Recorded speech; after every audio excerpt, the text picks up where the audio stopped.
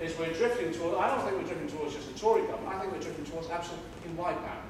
And this isn't 79, this is 31. And I think we're in a situation where you can see that right the way across London and the South East in particular, and London always leads the trend.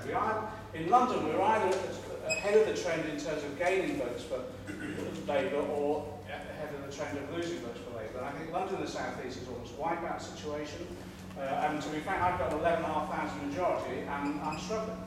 Apart from the fact that we're trying to build over a third of my constituency with the expansion of Heathrow Airport. But in addition to that, just on the core normal vote that I would get from working class, white working class people, from working class Asians and across the multicultural society that I've got in my local area, the vote is just disappearing rapidly. And it's a sense of absolute betrayal and anger that's there. So I just think that, well, we'll see.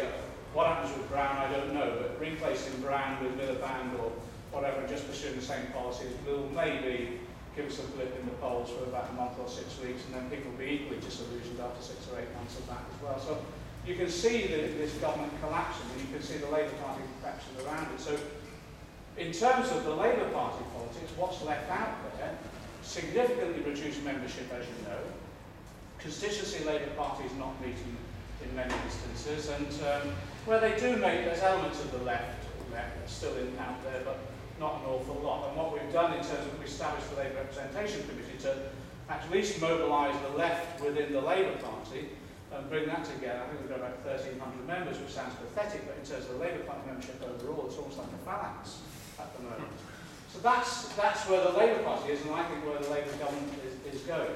In terms of outside, linked to that is in terms of the trade unions. If you look at what's happening with trade unions, you know the same as me.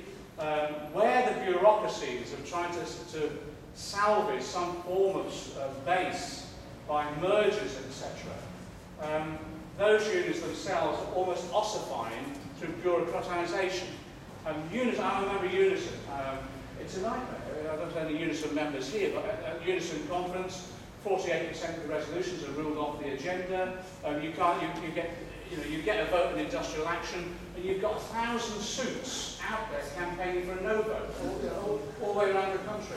But even where we thought we'd had victories, like from the Amicus Gazette Group and putting Simpson into position, which we thought was an advance, it's been an absolute disaster. In terms of Derek Simpson, he came from the CP, so he's got Stalinist training, and by God, has he put it into practice within his own sector unit.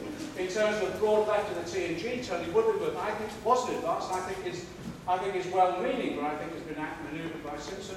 And the coming together of the broad left of the TNG and the Amicus Gazette Group, which is now split in a number of ways, hasn't given us the effective control of that union on a progressive basis that we thought it would do, because the bureaucracy again has ossified and maintained control. Hence, last year when I tried to stand for the leader of the Labour Party, there was massive grassroots support, even amongst going up to the executive itself, that was manipulated in such a way that they